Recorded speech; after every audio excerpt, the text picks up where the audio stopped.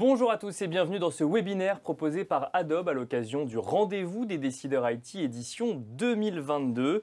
L'une des deux grandes thématiques de cet événement est l'intégration de la RSE dans les stratégies d'équipement des entreprises et notamment sur les sujets ou sur les solutions IT, des stratégies d'ailleurs qui poussent les partenaires ou les éditeurs de solutions IT à adapter leurs solutions et leur fonctionnement à ces nouveaux usages.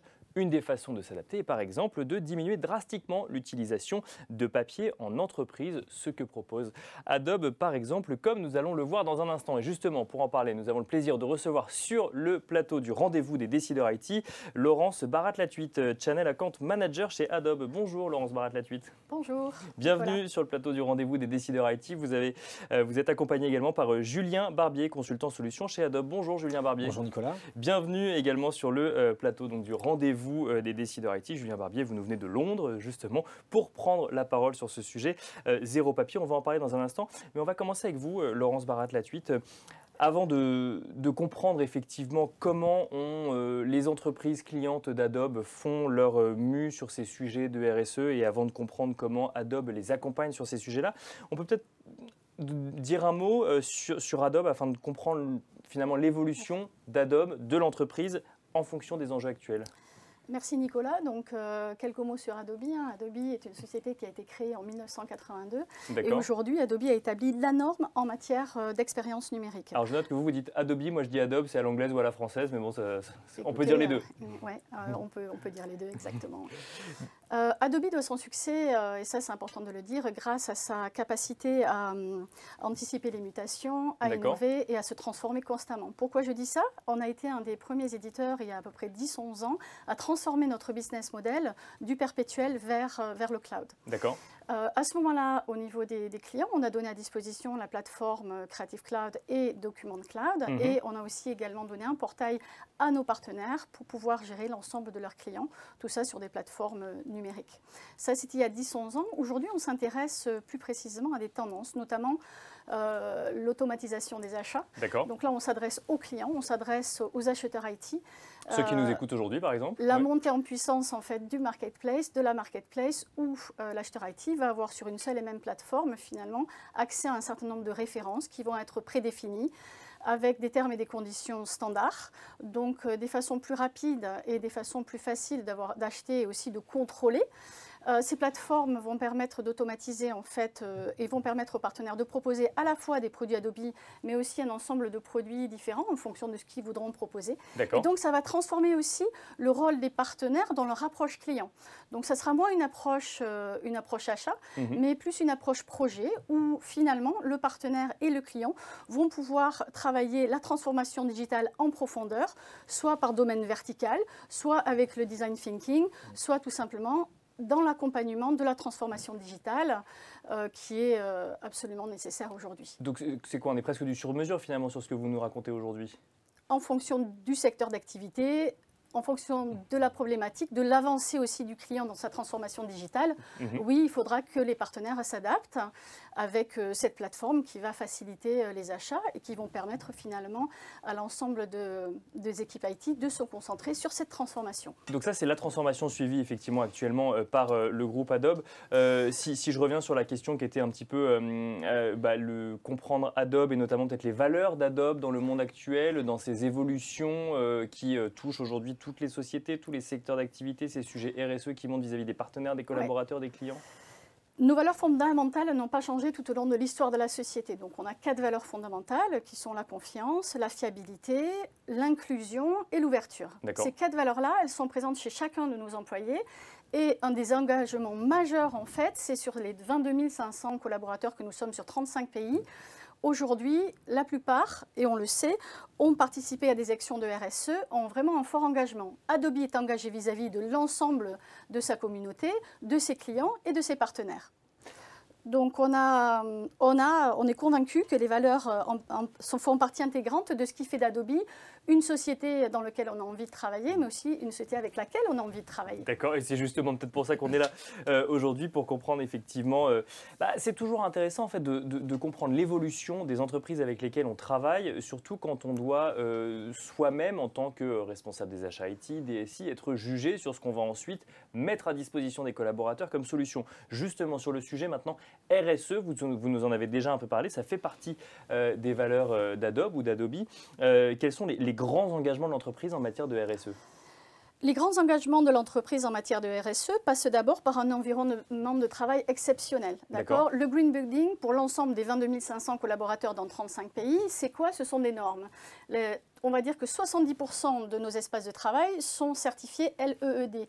LEED, en fait, c'est une norme de construction américaine qui va permettre de travailler de manière et d'avoir une approche plus efficace et rationnelle, en fait, de tout ce qui est matériel, énergie et l'eau.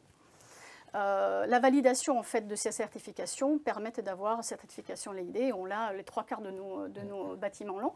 D'ailleurs, le bâtiment rue Lauriston à Paris, qui a été bâti il y a 2 ans, et dans ces termes-là, est certifié donc, Green Building. Le premier engagement, c'est l'environnement de travail. Donc ce fameux Green Building. Il y a d'autres engagements d'Adobe en matière de RSE? Oui, tout à fait. Alors il y a des programmes qui sont, on va dire, beaucoup plus humains, dans lesquels on partage la diversité et l'inclusion. C'est ce qu'on appelle le programme Adobe for All. D'accord. Donc ça, c'est quel que soit son âge. Donc on a chacun mérite le respect et un traitement égal, quel que soit son âge, sa race, son origine religieuse, ses origines culturelles. Bien sûr. Aujourd'hui, on est très attaché à ça. Lorsque les gens se sentent en fait appréciés et inclus, aujourd'hui, eh bien, ils deviennent plus créatifs, plus innovants et plus performants. Donc Adobe for All, c'est effectivement le deuxième grand engagement d'Adobe avec un sujet, oui, si je comprends bien, de bien-être un petit peu des employés au quotidien, où qu'ils soient dans le monde et quelle que soit finalement la façon dont ils se définissent. Exactement, et je pense qu'on le sait, 70%, donc c'est vraiment, je crois que ce qui est important de le dire, c'est l'engagement des employés. Chacun des employés aujourd'hui participe à des actions RSE. 70% l'année dernière ont participé à des actions RSE. Ça représente à peu près 100 000 heures de bénévolat, d'aide, de mentoring. Et on a touché à peu près 9 000 organisations aujourd'hui dans le monde entier pour des organisations diverses, à la fois de formation et...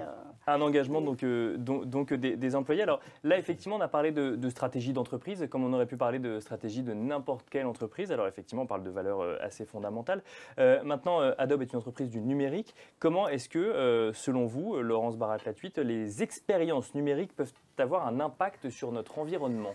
Alors, ça s'adresse à l'ensemble de nos solutions. Là, on va plutôt s'adresser à l'ensemble de solutions. Nos solutions 2D et 3D aujourd'hui dans la Creative Cloud, dans cette solution-là, va transformer le processus linéaire qui est créé, utilisé et jeté vers des processus plutôt circulaires et durables.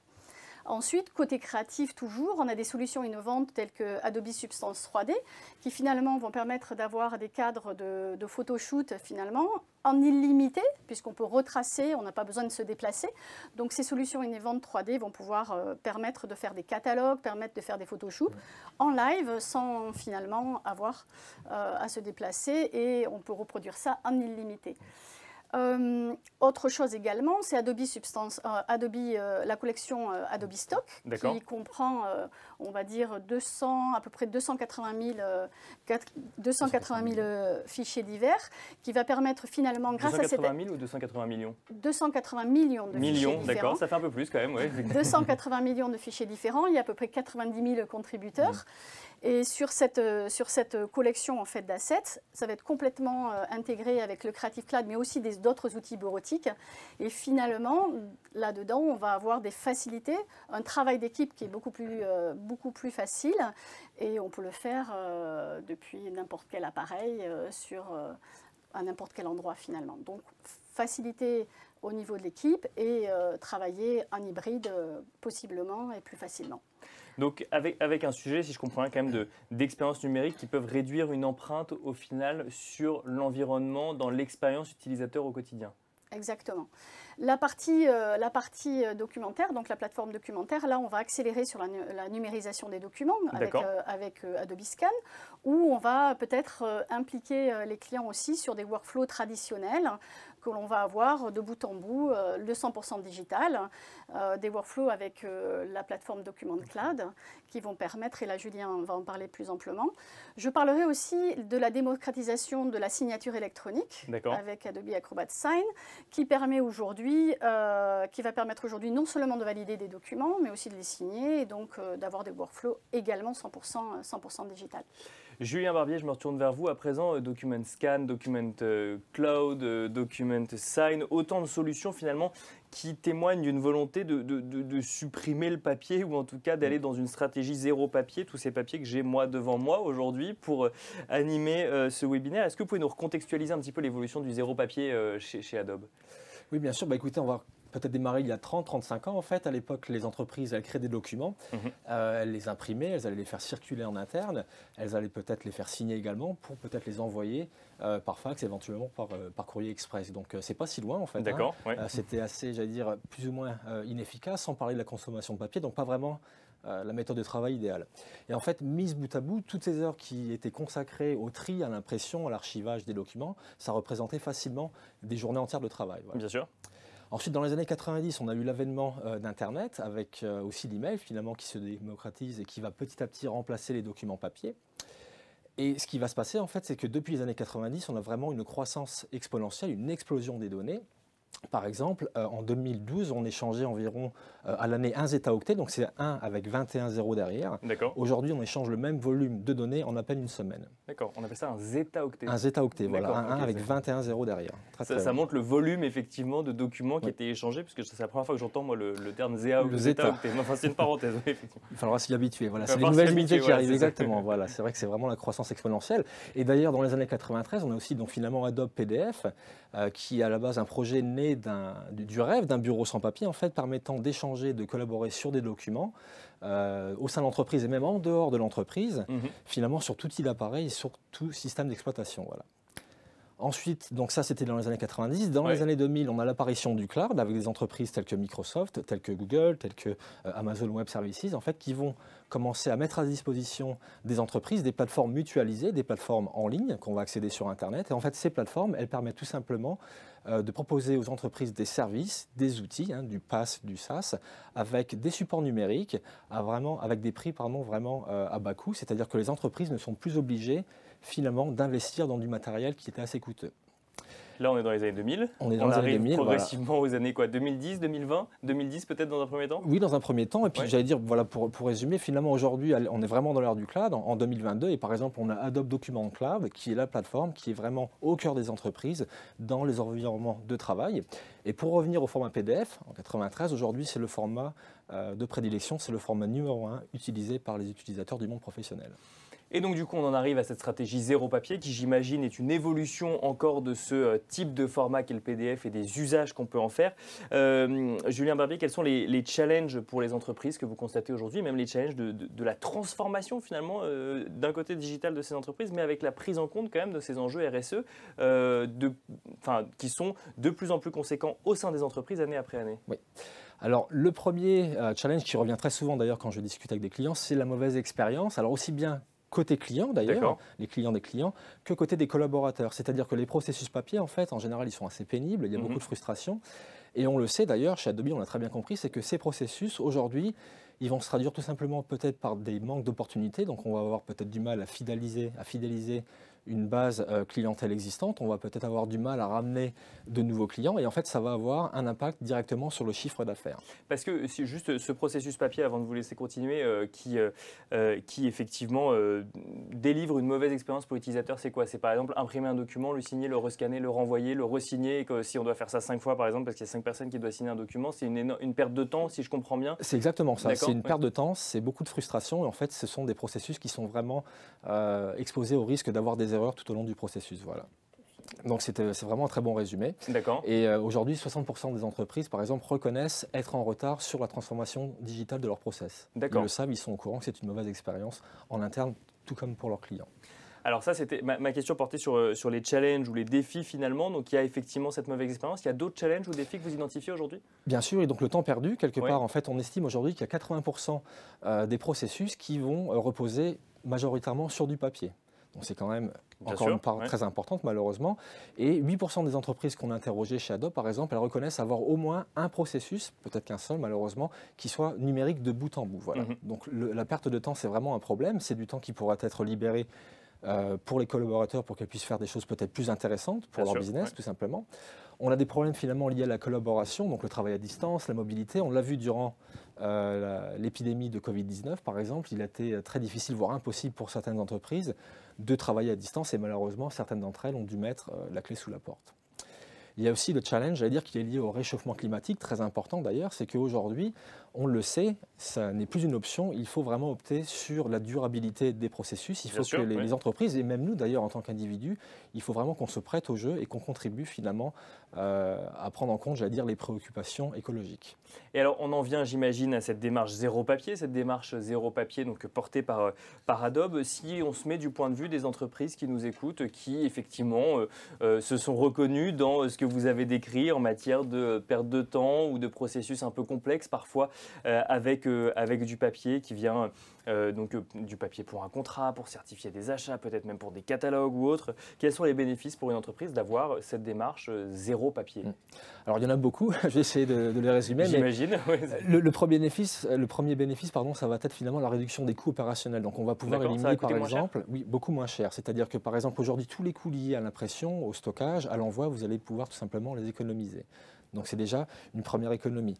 Un autre avantage, un autre bénéfice, j'allais dire, c'est le gain de productivité. C'est-à-dire que quand on a des processus numériques, ces processus sont rationalisés, ils sont complètement automatisés si l'on le souhaite. Et en fait, ces processus vont tout simplement permettre, j'allais dire, aux collaborateurs d'échanger sur des documents, de les faire signer. Par exemple, si on pense à la signature électronique, il faut savoir qu'aujourd'hui, un document, vous le faites signer en 3 heures contre 8 jours par rapport à un processus papier.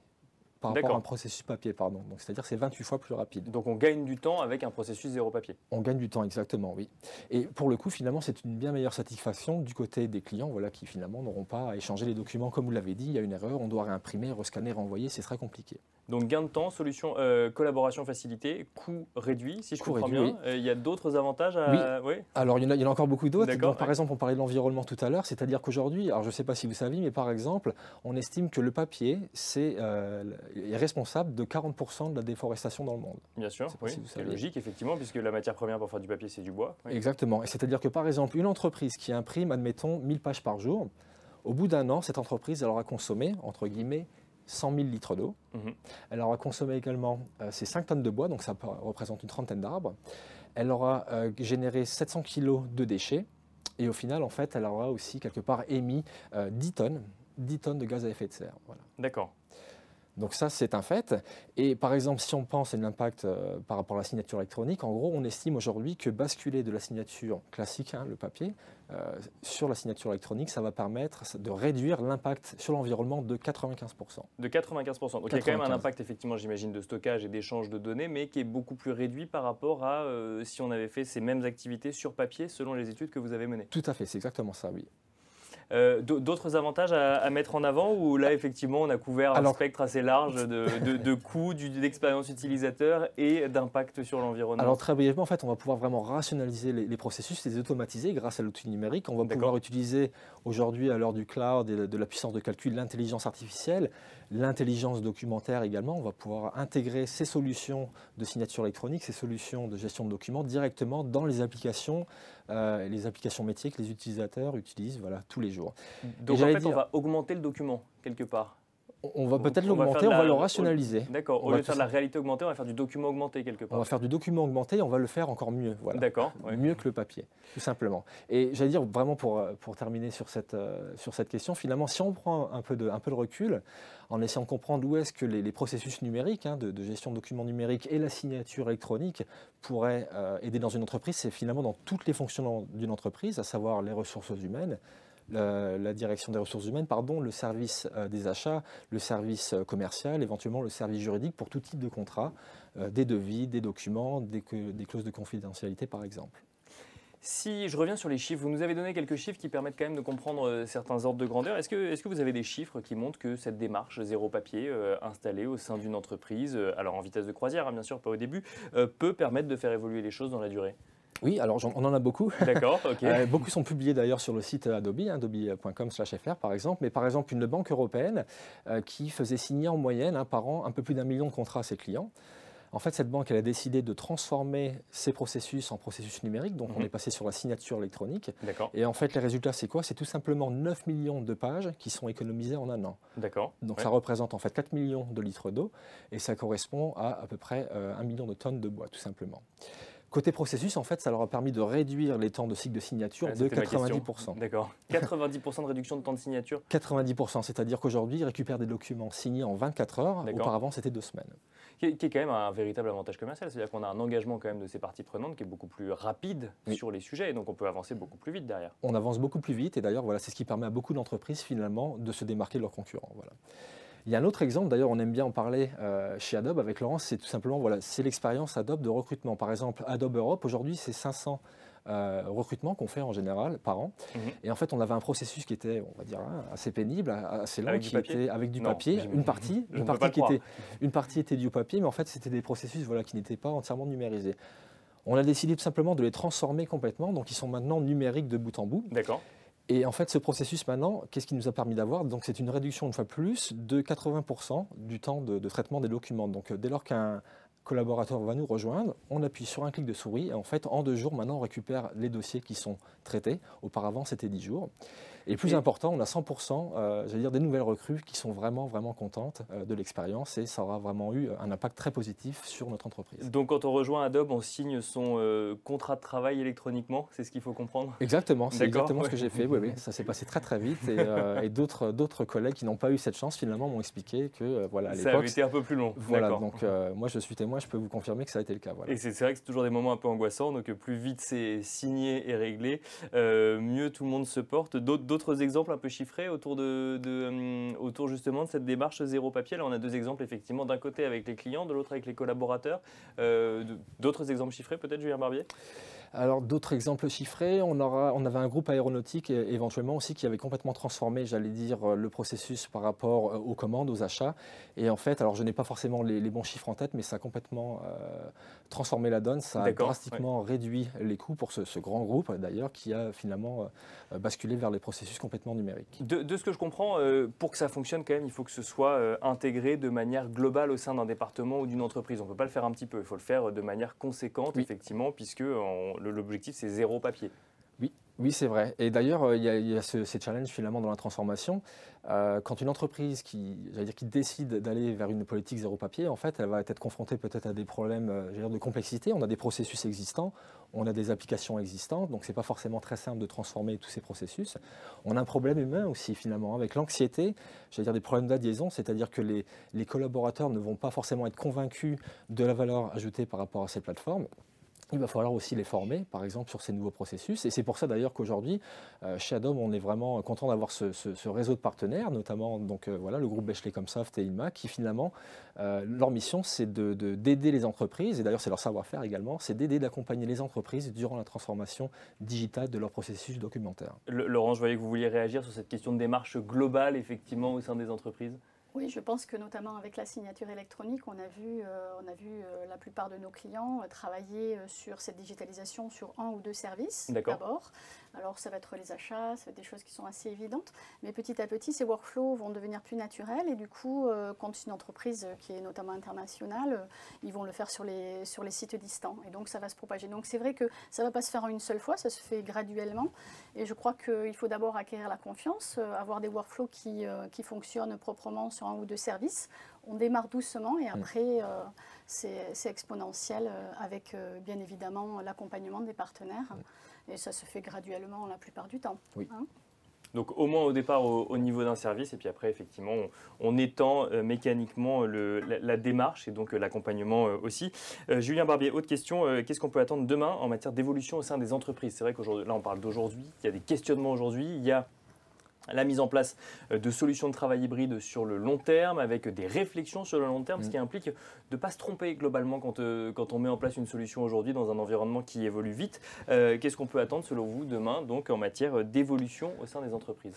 Alors, écoutez, il y a beaucoup de choses qui sont... c'est un peu le secret de fabrication maison, mais tout ce que je peux vous dire, c'est que chez Adobe, c'est vraiment notre expérience de métier, c'est notre milieu d'expertise. Et ce que je peux vous dire, c'est que nos équipes d'ingénieurs, elles vont continuer d'innover parce qu'on comprend vraiment les challenges, les défis et les bénéfices. Et voilà, pour les prochaines années à venir, vous pouvez être sûr que de nouveaux produits et de nouvelles fonctionnalités encore plus intéressantes et encore plus performantes les unes que les autres vont être mises à disposition pour nos clients. C'est ça, l'idée c'est de dire effectivement que même si on n'est pas sûr de mettre aujourd'hui la solution qui correspondra à demain, c'est se faire accompagner par les partenaires qui évoluent en même temps que le marché, les technologies ou les tendances. Il nous reste un peu de temps. Laurence, il y a un sujet dont on n'a pas parlé, dont je n'ai pas parlé ou très peu. On a parlé de RSE, on a effectivement fait un focus sur le E de RSE, sur l'environnement, puisque c'est le sujet effectivement le plus actuel aujourd'hui, mais l'impact il est aussi social. Est-ce que c'est un sujet que vous défendez ou que vous suivez chez Adobe? Oui, chez Adobe, notre mission est de changer le monde grâce à des expériences numériques et notre objectif social est en phase avec cette mission. Des impacts sociaux va se faire à différents niveaux. Donc ça va se faire au niveau des programmes. Je vous ai parlé d'Adobe for All, mais c'est aussi la Digital Academy qui va être sur 4 volets principaux. Donc c'est la recherche de talents jeunes à travers des associations et notre communauté. D'accord. Donc on va former, on va mentorer. L'année dernière, on a eu la chance d'avoir 170 personnes qui ont participé à cette Digital Academy. 95% des jeunes qui ont été diplômés ont été embauchés directement par Adobe ou par nos partenaires, Microsoft, Facebook, et ont signé électroniquement, si j'ai bien suivi ce que m'a dit Julien. Et ont signé électroniquement, et donc ça leur permet en fait d'apprendre des nouvelles technologies techniques, développeurs web, la gestion des data. Qui est important pour nous, l'autre volet, c'est les candidats d'origine diverse. On est fermement convaincus que la diversité permet en fait l'innovation et les résultats commerciaux. Et donc, d'ailleurs, 35% des femmes aujourd'hui, les employés représentent 35%. 35%, d'accord. Voilà. On n'est pas 35% des employés sont des femmes aujourd'hui chez Adobe. 35% des employés sont des femmes aujourd'hui. C'est pas exactement ce qu'on voudrait, mais ça progresse, c'est positif. Donc voilà, on est dans une tendance à la hausse. D'accord. Qu'est-ce qu'on a d'autre? Donc le travail inclusif, on en a parlé. C'est important que les gens se sentent bien en fait dans les locaux. Et les avantages qui sont à la fois privés et à la fois privés dans le travail, comme le congé parental payé. Voilà. Ensuite, côté social, l'engagement social s'est fait à différents niveaux. On a participé à de nombreuses actions. Donc il y avait 3 millions qui ont été engagés sur tout ce qui est justice sociale. 3 millions de dollars? 3 millions de dollars, exactement. Ouais. Ensuite, on a transformé pendant le Covid les interventions de bénévolat en personne. On les a fait donc plutôt en virtuel. Et on a réussi à collecter 3,5 millions l'année du Covid. On a d'autres actions qui sont ce qu'on appelle le Season of Change as well, qui ont permis de participer avec de nombreuses organisations et du bénévolat. Il y avait aussi à peu près 3 millions qui ont été faits. Et il faut savoir que Adobe Worldwide, en fait, Adobe dans le monde entier, a distribué 89 millions de dollars dans des activités de bénévolat, de mentorat ou... Un mot peut-être sur la feuille de route d'Adobe sur ce sujet social pour la suite. Est-ce qu'il y a des valeurs auxquelles vous croyez en conclusion ou une stratégie sur ce sujet social chez Adobe? Moi, je crois que c'est l'engagement des salariés. Comme on disait tout à l'heure, 70% ont participé à des actions RSE. Il faut continuer dans ce sens. Ce sont des valeurs. Je crois que les valeurs fondamentales sur les employés Adobe doivent être là. Et c'est aussi un engagement vis-à-vis de notre communauté de partenaires, de nos clients. Et de l'ensemble de la communauté avec qui on travaille et on vit, quoi, finalement. Merci beaucoup Laurence Barat-Latuit. Je rappelle que vous êtes Channel Account Manager chez Adobe ou Adobe, effectivement, on peut le dire à la française ou à l'anglaise. Merci également Julien Barbier, consultant solutions chez Adobe. Merci à vous de nous avoir suivis depuis le studio du Rendez-vous des décideurs IT.